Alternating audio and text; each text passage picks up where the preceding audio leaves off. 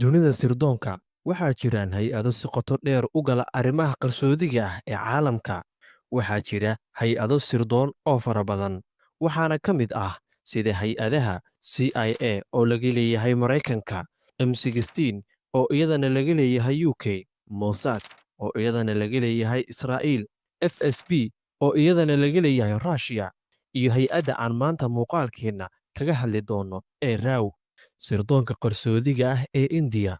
Laakiin su'aasha muhiimka ah ayaa waxay tahay, maxay tahay RAW? Goorma ayaa la aas-aasay? Maxayse qabataa?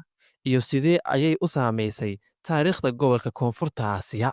Warbixintan waxay iftiiminaysaa taariikhda dhabta ah ee hay-adda RAW laga soo bilaabo dhalashadeedii ilaa maanta. Fadlan haddii aad nagu cusub tahay nagu soo biir, sidoo kalena muuqaalka like inoo saar, asxaabtaadana la wadaag. Mahadsanidin. Sannadkii 1968, dowladda Indiya waxay wajahday culaysyo amni ah oo xagga dibadda ah. Waxaa dhacay dagaalkii Indo-China 1962, halkaasoo China si degdeg ah u jebisay ciidamada Indiya.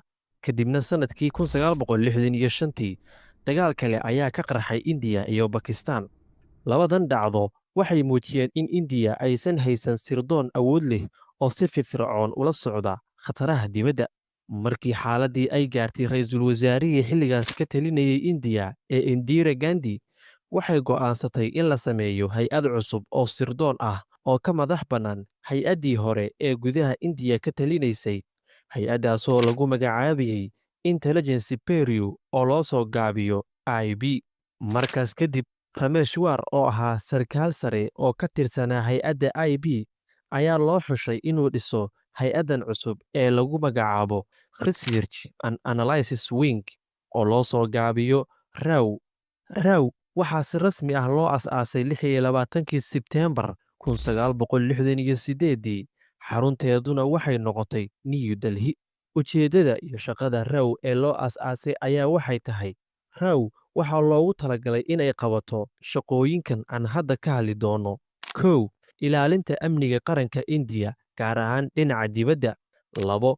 Xog ururin sirdoon oo ku saabsan dalalka kale si looga hortago khataraha siyaasadeed ee militari iyo midda dhaqaale ee Indiya halis gelin kara.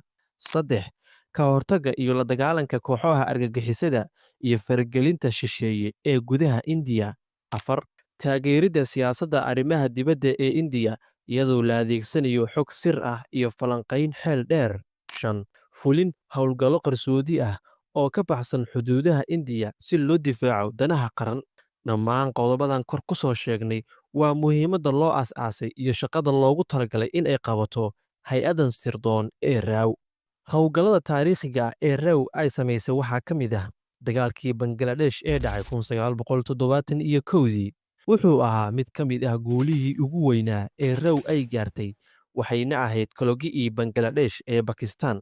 Laga bilaabo Bakistaan 1971, ciidamada RAW waxay si sir ah u tababartay jabhadda Mukti Bahini oo u dagaalamaysay markaas iyada ah xornimada.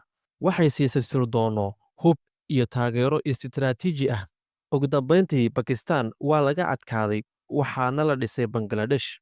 Dabayaaqadii 1970 iyo bilowgii 80-meeyadii, ciidamada RAW waxay si qarsoodi ah ula socotay xarunta nukliyeerka ee Kahuta ee Bakistaan. Waxay isku dayeen inay helaan xogta qarsoon ee horumarka nukliyeerka Islaamabaad kadib dagaalkii Kargil ee dhacay 1999. Intii lagu guda jiray dagaalka Kargil ee Indiya iyo Bakistaan, ciidamada RAW waxay si dhow ula socotay dhaqdhaqaaqa ciidamada Bakistaan iyo isku daygooda inay qabsadaan buuraha Kashmir. Kadib weerarkii Mumbai ee 2008 dhacay, ciidamada RAW waxay si weyn u kordhisay howlgalladeeda argagixiso la dirirka ah, waxayna ka shaqaysay burburinta shabakadaha xiriirka la leh Al-Qaacida. Ciidamada RAW kama warbixiso baarlamaanka Indiya, waxaa si toos ah ula shaqeeya xafiiska ra'iisul wasaaraha, mana jirto sharci si toos ah u maamula. Waxay ka madax bannaan tahay xeerarka rasmiga ah sida hay-adaha kale ee dowladda. Agaasimaha guud ayaa ah madaxa hay-adda, badanaana xilkaas waxaa loo doortaa sarkaal sare oo ka tirsan Indian Police Service oo loo soo gaabiyo IBS. Ciidamo ka kala yimid militariga, sirdoonka gudaha iyo waaxyaha amniga ayaa loo adeegsadaa shaqada RAW. waxayna noqotay mid ka mid ah hay-adaha sirdoonka ugu awoodda badan koonfurta aasiya waxaana lagu yaqaan inay leedahay shabakado sirdoon oo ku baahsan caalamka waxayna awood u leedahay inay si toos ah u fuliyaan howlgallo qarsoodi ah oo ka baxsan xuduudaha indiya waxayna kaalin muuqata ka ciyaartaa siyaasadda gobolka ee la xiriirta bakistan china afghanistan nebaal iyo bangaladesh ugu dambayntii ciidamada row waa astaan qarsoon oo qaran waana cudud sirdoon oo dhulka hoostiisa ka ilaaliya ammaanka indiya iyadoo aan warbaahin badan laga helin haddana taariikhdeeda iyo doorkeedu waa mid mug weyn ku leh amniga gobolka aas-aaskeedu wuxuu ka yimid baahi dhab ah shaqadeeduna waxay ku qotontaa ilwareed qarsoodi ah iyo xeelad ciidamada row ma ahan mid hadasha balse waa mid wax maqasha waa hagaag daawade intaas ayaynu ku soo gabagabeynaynaa warbixintii koobnayd ee aynu ka haynay ciidamada sirdoonka ee dalkaasi indiya lagu magacaabo row fadlan haddii aad muuqaalka ka heshay like inoo saar sidoo kalena haddii aad weli nagu cusub tahay oo aadan nagu soo biirinna nagu soo biir si aad ula socotid xogihii iyo warbixinihii ugu dambeeyey ee dunida ka dhacay mahadsanidin